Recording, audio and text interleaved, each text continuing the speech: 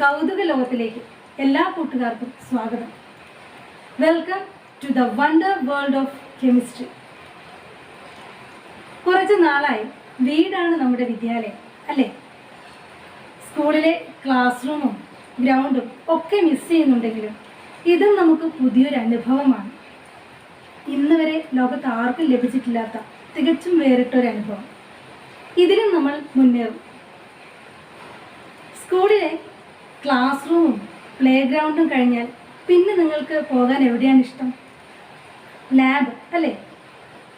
ഒരുപാട് രസകരമായ അനുഭവങ്ങൾ തരുന്ന ലബോറട്ടറി. കെമിസ്ട്രിയുടെ 3rd ചാപ്റ്ററിലൂടെ ലാബ് ഇതാ നിങ്ങളുടെ വീടുകളിലേക്ക് എത്തുകയാണ്. Let us start the 3rd chapter in chemistry, reactivity series and electrochemistry. ക്രിയാശീല ശ്രേണിയും വൈദ്യുത രസതന്ത്രവും. ഇവിടെ തന്നിരിക്കുന്നവ എന്തൊക്കെയാണെന്ന് നോക്കൂ. ഇതെന്താണ്? ബാറ്ററി അല്ലേ? ക്ലോക്കിലും ടോയ്സിലും ഒക്കെ ഉപയോഗിക്കുന്ന ബാറ്ററി. ഇതെന്താണ്? ഇതും ഒരു ബാറ്ററിയാണ്, മൊബൈൽ ബാറ്ററി. ഇതൊരു ലിഥിയം അയോൺ ബാറ്ററിയാണ്. ഇത് ഒരു LED ടോർച്ചാണ്. ഇതിനകത്ത് എന്താണുള്ളത്? ഇതിലും ബാറ്ററിയാണ്. ഇതൊരു റീചാർജബിൾ ബാറ്ററിയാണ്. മുകളിൽ കൊടുത്തിരിക്കുന്ന ചിത്രം നോക്കൂ. അതും ഒരു ബാറ്ററിയാണ്, ആസിഡ് ബാറ്ററി. വാഹനങ്ങളിലൊക്കെ ഉപയോഗിക്കുന്ന ആസിഡ് ബാറ്ററി. അതിന് തൊട്ട് താഴെ കൊടുത്തിരിക്കുന്നത് ഒരു എനർജി സ്റ്റോറേജ് സിസ്റ്റമാണ്. ഊർജം സംഭരിച്ചു വെക്കാൻ ഉപയോഗിക്കുന്ന ഒരു ഉപകരണം. ഇൻവെർട്ടറിൻ്റെ കൂടെയൊക്കെ വീടുകളിൽ ഇത് ഉപയോഗിക്കാറുണ്ട്. ഇപ്പോൾ പറഞ്ഞ ബാറ്ററികളിലെല്ലാം നടക്കുന്ന ഊർജ പരിവർത്തനം എന്താണ്? What is the energy transformation taking place in all these batteries? Yes, here chemical energy is converted to electrical energy. ഇവിടെ രാസോർജം വൈദ്യുതോർജമായി മാറുകയാണ്. ഈ ചിത്രം എന്തിൻ്റെയാണ്? നിങ്ങൾ 8ാം ക്ലാസ്സിൽ പഠിച്ചിട്ടുണ്ട്. വൈദ്യുത ലേപനം, ഇലക്ട്രോപ്ലേറ്റിംഗ്. ഇവിടെ നടക്കുന്ന ഊർജ പരിവർത്തനം എന്താണ്? Here electrical energy is converted to chemical energy. ഇവിടെ വൈദ്യുതോർജം രാസോർജമായി മാറും. അല്ലെങ്കിൽ വൈദ്യുതി ഉപയോഗിച്ച് ഇവിടെ രാസപ്രവർത്തനം നടക്കുന്നു. Electrical energy is used for this chemical reaction. ഇപ്പോൾ കണ്ട ബാറ്ററികളിലെല്ലാം ഒന്നുകിൽ രാസോർജം വൈദ്യുതോർജമായി മാറ്റപ്പെടുന്നു, രാസോർജം ഉപയോഗിച്ച് വൈദ്യുതി ഉൽപ്പാദിപ്പിക്കുന്നു, അല്ലെങ്കിൽ വൈദ്യുതോർജം ഉപയോഗിച്ച് രാസപ്രവർത്തനം നടത്തുന്നു. Some of these equipments use electrical energy for a chemical reaction, while some other devices use chemical reaction to produce electricity. ഈ ചാപ്റ്ററിൽ വൈദ്യുതിയുമായി ബന്ധപ്പെട്ട രാസപ്രവർത്തനങ്ങളാണ് നമുക്ക് പഠിക്കാനുള്ളത്. വൈദ്യുത രസതന്ത്രം, ഇലക്ട്രോ കെമിസ്ട്രി. ബാറ്ററികളിലെല്ലാം ലോഹങ്ങൾ, മെറ്റൽസ് ഉപയോഗിക്കാറുണ്ടല്ലേ? എല്ലാ ബാറ്ററിയിലും ഒരേ ലോഹം തന്നെയാണ് ഉപയോഗിക്കാറുള്ളത്? Is the same metal used in all batteries? No. ഓരോ ബാറ്ററിയിലും വ്യത്യസ്തമായ ലോഹങ്ങളാണ് ഉപയോഗിക്കുന്നത്. എന്തുകൊണ്ടാണ് ഒരേ ലോഹം തന്നെ എല്ലാ ബാറ്ററികളിലും ഉപയോഗിക്കാത്തത്? നമുക്ക് നോക്കാം. നിങ്ങൾ ഇരുമ്പ് തുരുമ്പിക്കുന്നത് കണ്ടിട്ടുണ്ടോ? Have you ever seen iron rusting? ചെമ്പ് പാത്രത്തിൽ ക്ലാവ് പിടിക്കുന്നത് നിങ്ങൾ കണ്ടിട്ടുണ്ടോ? Have you ever seen verdigris forming on a copper vessel? തുരുമ്പിച്ച ഇരുമ്പും ക്ലാവ് പിടിച്ച പാത്രവും കണ്ടിട്ടുണ്ടാവും. പക്ഷേ ഇരുമ്പ് തുരുമ്പിക്കുന്ന പ്രക്രിയ വളരെ സാവധാനത്തിൽ നടക്കുന്ന ഒരു പ്രോസസ്സാണ്. The rusting of iron is A very slow reaction. ചില ലോഹങ്ങൾ തീവ്രമായി രാസപ്രവർത്തനത്തിൽ ഏർപ്പെടുമ്പോൾ മറ്റു ചില ലോഹങ്ങൾ വളരെ സാവധാനത്തിലെ രാസപ്രവർത്തനത്തിൽ ഏർപ്പെടാറുണ്ട്. While some metals react vigorously in a chemical reaction, some other metals react very slowly. ലോഹങ്ങളുടെ റിയാക്ടിവിറ്റി ക്രിയാശീലതയ്ക്ക് അനുസൃതമായാണ് അവയെ ബാറ്ററിയിൽ ഉപയോഗിക്കുക. നമുക്കൊരു ബാറ്ററി ഉണ്ടാക്കണ്ടേ? ബാറ്ററി ഉണ്ടാക്കുന്നതിന് മുമ്പ് ഓരോ ലോഹത്തിൻ്റെയും ക്രിയാശീലത റിയാക്ടിവിറ്റി നമ്മൾ മനസ്സിലാക്കിയിരിക്കണം.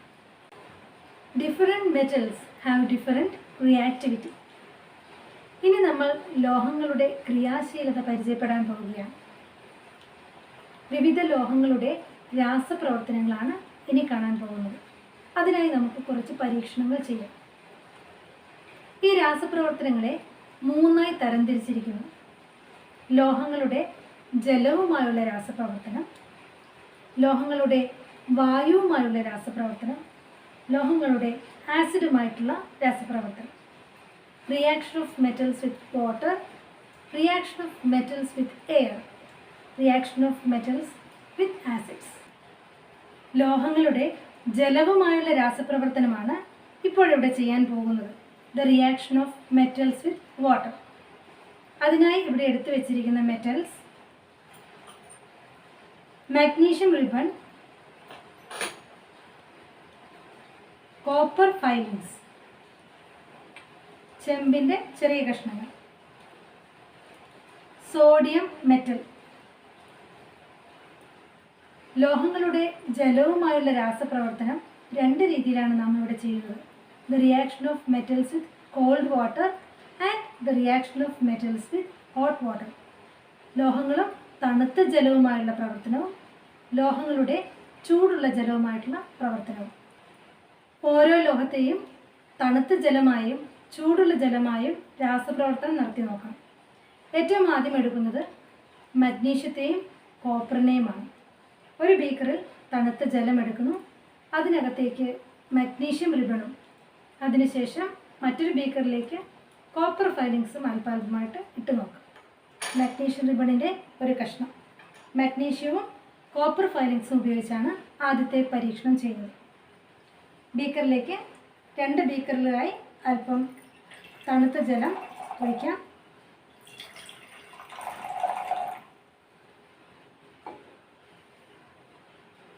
ശ്രദ്ധിക്കുക, ആദ്യത്തെ ബീക്കറിൽ മഗ്നീഷ്യം റിബണാണ് ഇടുന്നത്. രണ്ടാമത്തെ ബീക്കറിലേക്ക് അല്പം കോപ്പർ ഫൈലിങ്സ് ഇടുന്നു. എന്താണ് കാണുന്നത് നോക്കൂ. രാസപ്രവർത്തനം നടക്കുന്നുണ്ടോ ഇല്ലയോ എന്ന് നിരീക്ഷിക്കുക.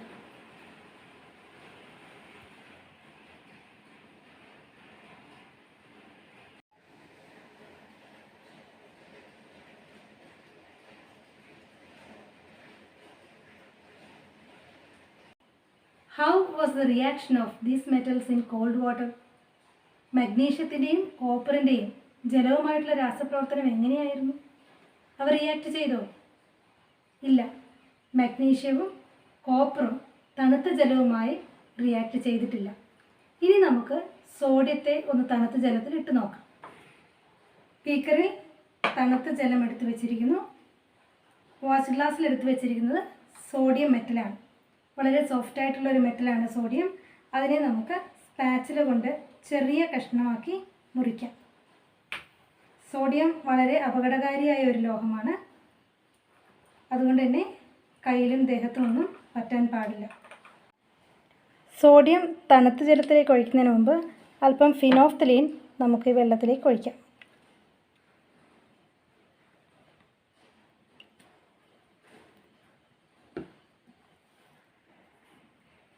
ഇനി സോഡിയം മെറ്റൽ വെള്ളത്തിലിടുമ്പോൾ എന്ത് സംഭവിക്കുമെന്ന് നോക്കാം. സോഡിയത്തിൻ്റെ ഈ ഒരു ചെറിയ കഷ്ണമെടുത്ത് നമുക്ക് തണുത്ത ജലത്തിലിട്ട് നോക്കാം.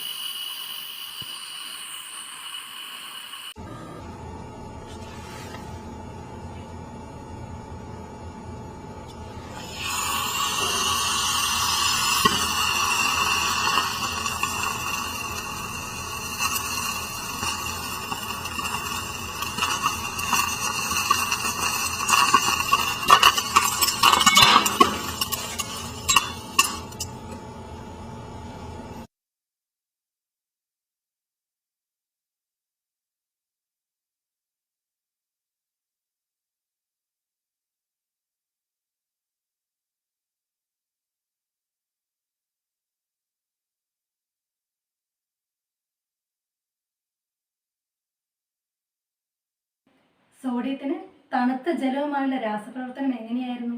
How was the reaction of sodium with cold water? Sodium reacted vigorously with cold water. സോഡിയത്തിന് തണുത്ത ജലവുമായി അതിതീവ്രമായ രാസപ്രവർത്തനമാണ് നടന്നത്. സോഡിയം ജലത്തിലേക്ക് ഇടുന്നതിന് മുൻപ് ജലത്തിൽ നമ്മൾ ഫിനോഫ്തലിൻ ചേർത്തിരുന്നു. ഫിനോഫ്തലിൻ ഒരു സൂചകമാണ്.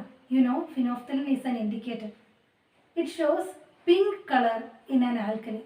ആൽക്കലികളിൽ ഫിനോഫ്തലിൻ പിങ്ക് നിറം കാണിക്കുന്നു. ഇവിടെ സോഡിയം തണുത്ത ജലവുമായി റിയാക്ട് ചെയ്തപ്പോൾ, രാസപ്രവർത്തനത്തിൽ ഏർപ്പെട്ടപ്പോൾ ഈ ജലത്തിന് പിങ്ക് കളറായി മാറി. അതായത് ജലം ഒരു ആൽക്കലിയായി മാറി. നിങ്ങൾ ആ രാസപ്രവർത്തനം നടന്നത് ശ്രദ്ധിച്ചു കാണുമല്ലോ. ഒരു വാതകം പുറത്തു വന്നിരുന്നു. Have you not observed a gas coming out during the chemical reaction? ഏതായിരിക്കും ആ വാതകം?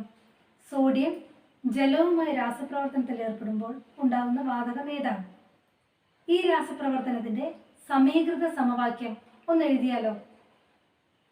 Right down the balanced chemical equation of this reaction. നിങ്ങളുടെ ടെക്സ്റ്റ് ബുക്കിലെ ചോദ്യങ്ങൾക്ക് നമുക്കൊന്ന് ഉത്തരം കണ്ടെത്താം. മഗ്നീഷ്യം, കോപ്പർ, സോഡിയം ഇവയുടെ തണുത്ത ജലവുമായുള്ള രാസപ്രവർത്തനം. ഏത് ലോഹമാണ് തീവ്രമായി പ്രവർത്തിച്ചത്? Which metal reacted vigorously? Sodium. പ്രവർത്തന ഫലമായി ഉണ്ടായ വാതകം ഏതാണ്? Which gas is formed as a result of this reaction? Hydrogen. സാധാരണ മെറ്റൽസ് ജലവുമായി പ്രവർത്തിക്കുമ്പോൾ ഹൈഡ്രജൻ വാതകമാണ് ഉണ്ടാവുക. രാസപ്രവർത്തനത്തിൻ്റെ സമീകൃത സമവാക്യം എഴുതുക. Write down the balanced chemical equation of the reaction. ഇവിടെ റിയാക്റ്റൻസ് അഭികാരകങ്ങൾ ഏതൊക്കെയാണ്? സോഡിയവും ജലവും, Na and H2O. ഉൽപ്പന്നം ഏതൊക്കെയാണ്? സോഡിയം ഹൈഡ്രോക്സൈഡും ഹൈഡ്രജൻ ഗ്യാസും. ഇവിടെ ഉണ്ടാകുന്ന balanced chemical equation 2Na plus 2H2O gives 2NaOH plus H2. Sodium, magnesium, copper എന്നീ മെറ്റൽസിൻ്റെ തണുത്ത ജലവുമായുള്ള രാസപ്രവർത്തനമാണ് നാം കണ്ടത്. ഇനി മഗ്നീഷ്യത്തിൻ്റെയും കോപ്പറിൻ്റെയും ചൂടുള്ള ജലവുമായിട്ടുള്ള രാസപ്രവർത്തനം നമുക്കൊന്ന് നോക്കാം. ഇവിടെ 2 ബീക്കറുകളിലായി ചൂടുള്ള ജലം എടുത്തു വെച്ചിട്ടുണ്ട്. ആദ്യത്തെ ബീക്കറിലേക്ക് മഗ്നീഷ്യമാണ് ഇടാൻ പോകുന്നത്. രണ്ടാമത്തെ ബീക്കറിലേക്ക് കോപ്പർ ഫൈലിങ്സ് ആണ് ഇടാൻ പോകുന്നത്.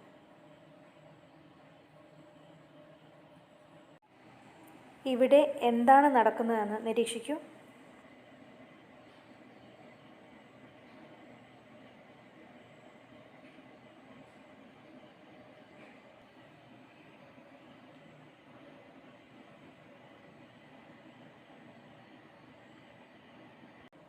ഇവിടെ മഗ്നീഷ്യത്തിന് ചുറ്റും ബബിൾസ് ഫോം ചെയ്ത് നിങ്ങൾ ശ്രദ്ധിച്ചു കാണും. ഏത് ഗ്യാസ് ആയിരിക്കും ഇവിടെ ഫോം ചെയ്തത്? When metals react with water, hydrogen gas will be formed. ഇവിടെയും ഉണ്ടായത് ഹൈഡ്രജൻ ഗ്യാസാണ്. എന്നാൽ കോപ്പറിന് എന്തെങ്കിലും മാറ്റം സംഭവിച്ചതായി ശ്രദ്ധിച്ചോ? ഇല്ല, കോപ്പറിന് ഒരു മാറ്റവും ഉണ്ടായിട്ടില്ല.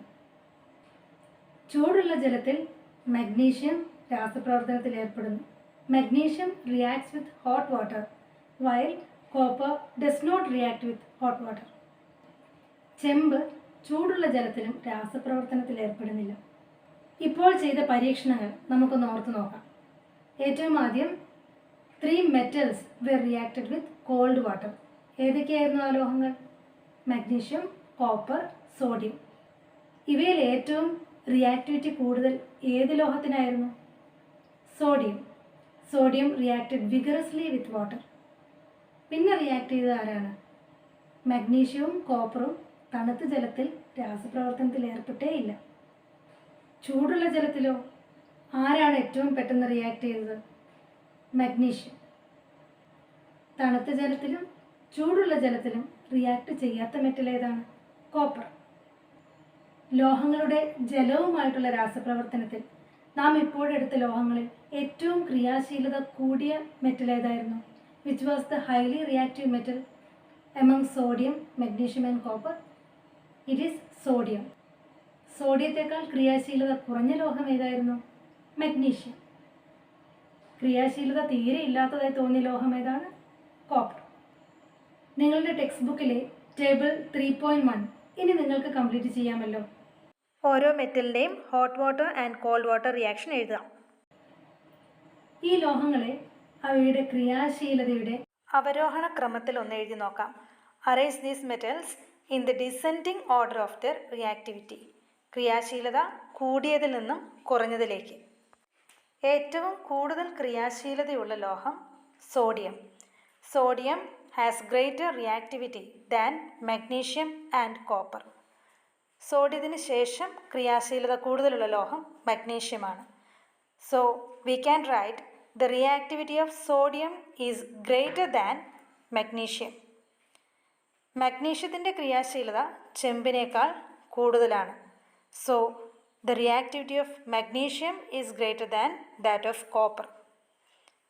അങ്ങനെ മഗ്നീഷ്യം, കോപ്പർ, സോഡിയം എന്നീ ലോഹങ്ങളുടെ ക്രിയാശീലതയുടെ അവരോഹണ ക്രമത്തിൽ എഴുതുമ്പോൾ writing in the descending order of the reactivity, sodium greater than magnesium greater than copper. ക്രിയാശീലത കൂടുതലുള്ള ലോഹത്തിൽ നിന്ന് കുറഞ്ഞതിലേക്ക് ഇങ്ങനെ എഴുതാം.